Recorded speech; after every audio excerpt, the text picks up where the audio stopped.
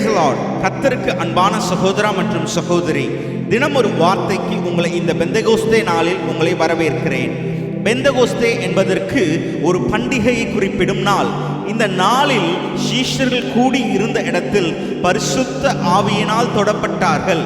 குறிப்பு, அவர்கள் எல்லோரும் ஒருமனப்பட்டு ஓரிடத்தில் கூடி வந்தார்கள்.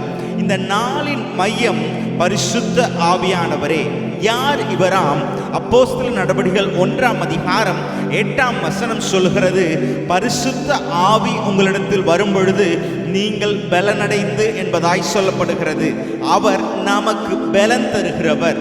மேலும் யோவான் 14ஆம் அதிகாரம் 26ஆம் வசனத்தில் அவரை தேற்றரவாளனாகவும் நமக்கு போதிக்கிறவராகவும் இயேசு நமக்கு சொன்னதை நினைப்பூட்டுகிறவராகவும் இருக்கிறார்.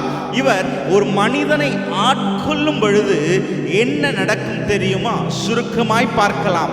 பேதுரு பயத்தில் இயேசுவை மறுதலித்தவர், அதே பேதுருவை கொண்டு இயேசுவை பயமின்றி பிரசங்கிக்க வைத்தவர் தான் பரிசுத்த ஆவியானவர். அப்போஸ்தலர் நடபடிகள் 2ஆம் அதிகாரத்தில் நாம் இந்த சம்பவத்தை பார்க்கலாம்.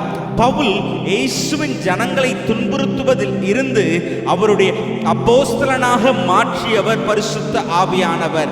அவர் பரிசுத்த ஆவியானுடைய அனுபவத்தை பெற்றுக்கொண்டதை நாம் அப்போஸ்தலர் நடபடிகள் 9ஆம் அதிகாரம் 17ஆம் வசனத்தில் பார்க்கலாம்.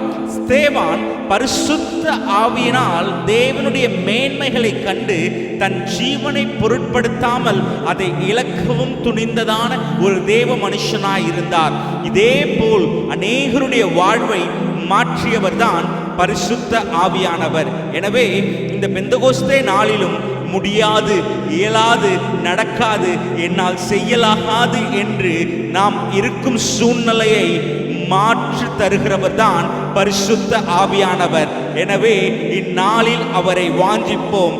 அவர் தேவன் சொன்னதை நமக்கு நினைப்பூற்றி, நம்மை தேற்றி, நமக்கு போதித்து, நமக்கு பலன் தந்து நம்மளை நடத்துகிறவராக இருக்கிறார். ஆவியானவரால் நடத்தப்படுவதற்கு நம்மை விட்டு கொடுப்போம். ஒருமனப்பட்டு காத்திருந்து அவரை பெற்றுக்கொள்வோம். ஆமேன், ஆமேன்.